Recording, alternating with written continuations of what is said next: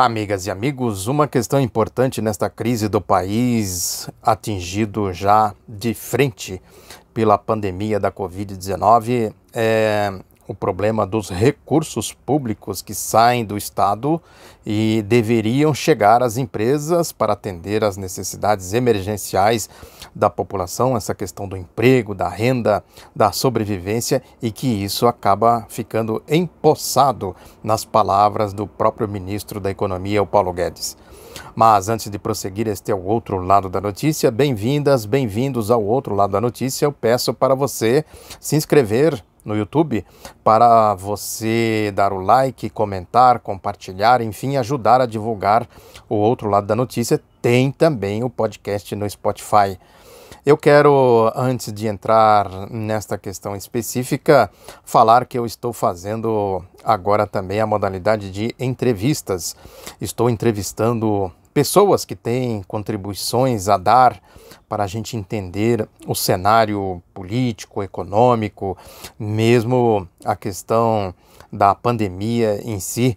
Eu já entrevistei aqui o presidente da Central dos Trabalhadores e Trabalhadoras do Brasil, Adilson Araújo.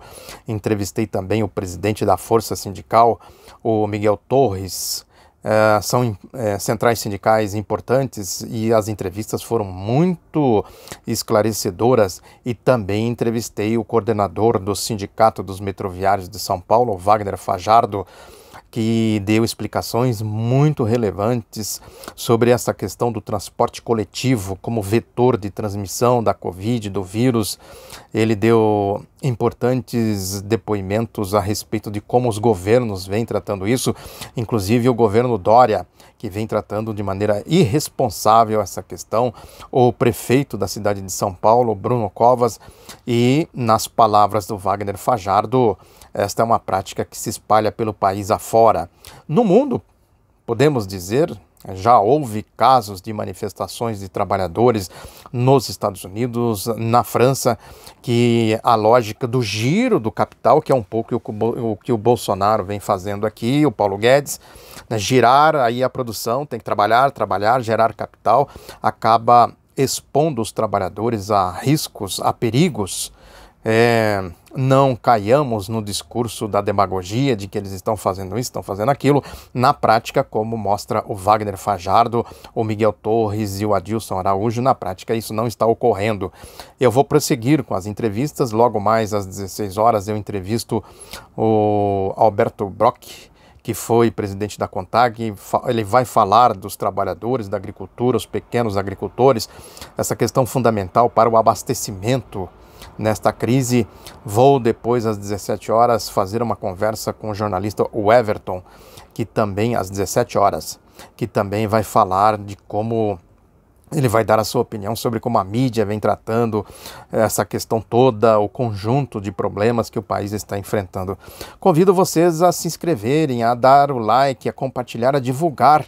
São informações importantes que, nas palavras do Paulo Guedes, não podem ficar empossadas aqui no outro lado da notícia. Preciso divulgar, espalhar essas informações.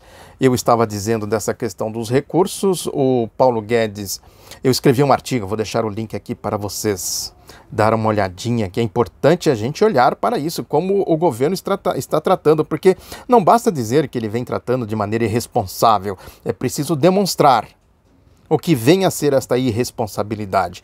E é o que eu procuro fazer neste artigo que eu fiz, resgatando, inclusive, a trajetória da Lava Jato, do Caixa 2, da corrupção, que é um assunto que eu tenho tratado aqui desde que esse canal surgiu aí no começo de 2016, a farsa do combate à corrupção da Lava Jato, como a Lava Jato se embrenhou e se entranhou no sistema financeiro da lavagem de dinheiro, da evasão de divisas, do Caixa 2, da indústria do Caixa 2, a indústria da delação premiada. Quem acompanha o outro lado da notícia sabe muito bem disso.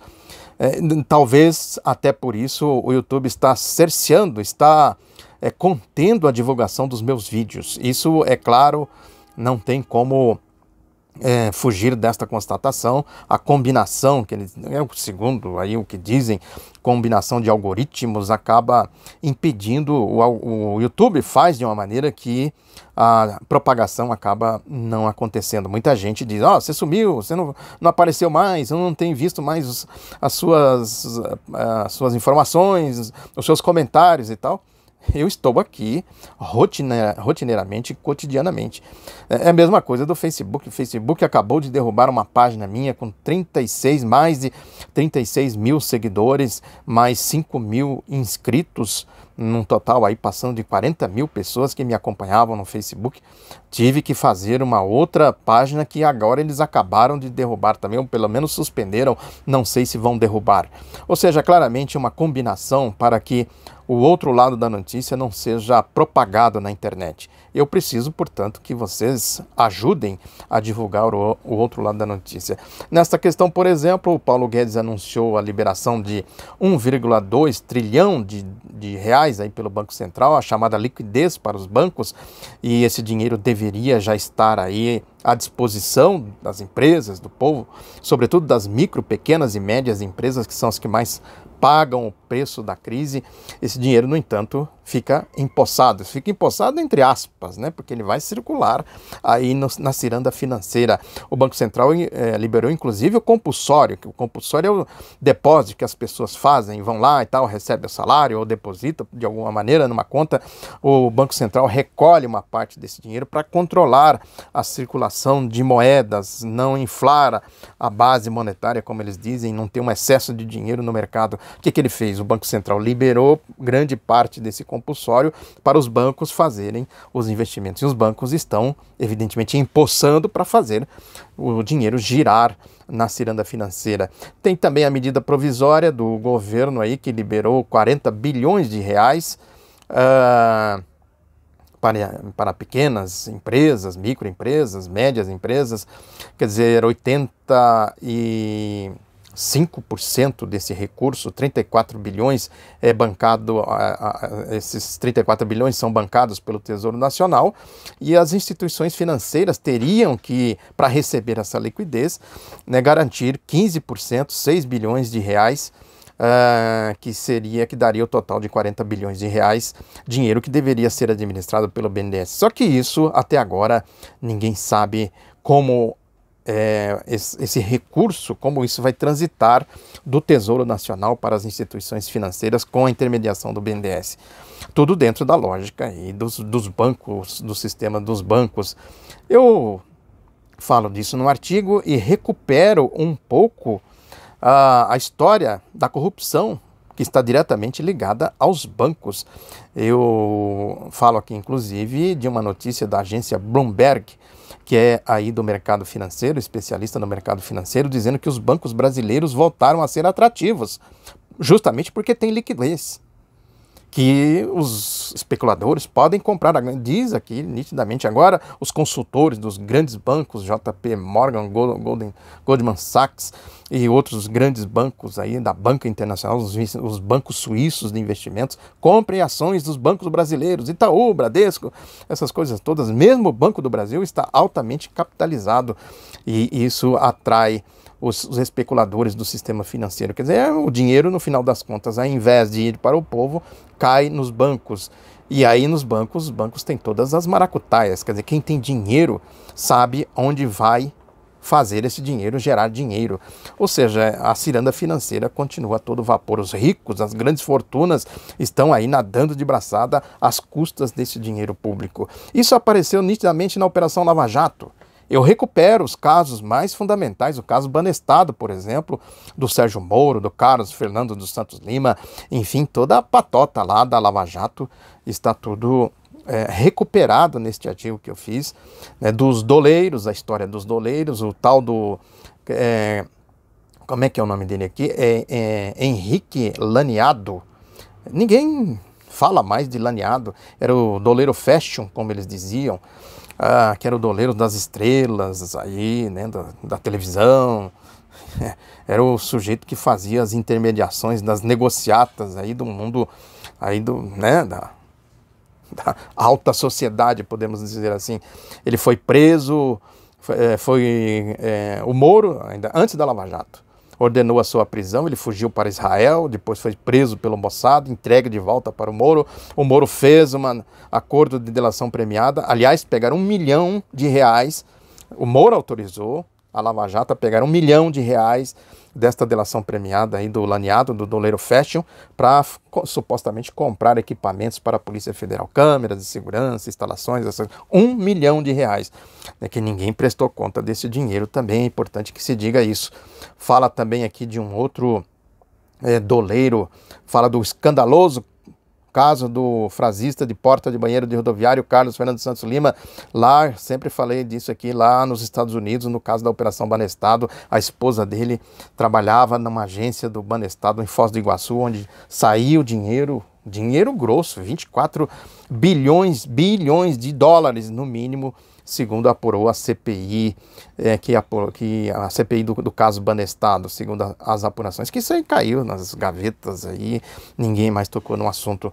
Tem um caso também de um outro doleiro aqui que quase não se falou dele, né, que é deixa eu achar aqui o nome dele, Luiz Felipe Malhão de Souza, envolvido no caso da Alstom, metrô de São Paulo. Eu sempre disse aqui que o caso do metrô de São Paulo, perto da alegação do que eles diziam que existia, que a Lava Jato dizia que existia na Petrobras, vira dinheiro de troco, né? O escândalo aqui dos trens, do metrô de São Paulo, do PSDB, esse banqueiro aqui, esse doleiro, Luiz Felipe Malhão, também foi outro que fez acordo de delação premiada com o Moro antes da Operação Lava Jato, né? Tem o caso aqui da delegada, que ela diz aqui, como é que é o nome dela? Aquela envolvendo o caso do reitor lá da Universidade Federal de Santa Catarina, que se suicidou. Ela que estava envolvida naquela operação lá, naquele escândalo, a falsa acusação de corrupção, que ela disse o seguinte: mas por que tanto barulho com isso? Apenas mais, quer dizer, tentando esconder a dimensão, né, do que foi aquele escândalo. Isso antes da Lava Jato, é importante dizer. Toda essa turma ficou famosa depois da Lava Jato, junto com o Dallagnol e tal. Carlos Fernando Santos Lima, essa delegada e outros tantos aí, né, os casos aí envolvendo doleiros e bancos que eu estou recuperando aqui neste artigo que eu fiz. O nome dela é Érica Marena, que ela disse literalmente, segundo o jornal Folha de São Paulo, na época, ela disse o seguinte: não sei por que esse caso provoca tanto barulho, é um desdobramento a mais de investigação sobre remessas aparentemente ilegais, disse a delegada. Ou seja, o caso da Alstom, do metrô, não é para fazer barulho, vão fazer barulho na Petrobras, que eles disseram que descobriram, que já estava descoberto. Falo aqui inclusive do relatório que circulou na Petrobras em 2000, já comentei muito desse assunto aqui. E também o caso do Caixa 2 do Fernando Henrique Cardoso nas eleições de 1994 e na reeleição em 1998. Caixa 2 escandaloso, confesso, o banqueiro aqui já falecido do extinto Bamerim, aqueles rolos que eles fizeram lá do Proer, dinheirama do Proer, que eles despejaram no banco, que ele disse aqui numa entrevista na Folha que houve uma reunião para tratar do Caixa 2. O então senador Antônio Carlos Magalhães, aliado de primeira hora do Fernando Henrique, também confirmou, e ele disse que foi acertada a liberação de pelo menos 5 milhões de reais. 5 milhões de reais em Caixa 2. Isso foi o que eles confessaram. E na reeleição, 10,120 milhões de reais de Caixa 2. Né? Isso foi o que eles falaram, né? Que é público, está em entrevistas que eles concederam ao jornal Folha de São Paulo. E o caso do Proer foi claramente mamata para os banqueiros, aquela história dos bancos quebrados e os banqueiros ricos. E agora, recentemente, o deputado Gustavo Frutti, que é do PDT do Paraná, requereu informações do Banco Central sobre como andava a dívida do Proer, quem pagou, quem não pagou, né, como é que foi aquela história toda. Ele constatou que até hoje cerca de, segundo ele aqui, 28 bilhões de reais não foram pagos. Ou seja, além de pegar a mamata, o empréstimo que eles obtiveram, que deveriam pagar, até hoje não pagaram e nem vão pagar.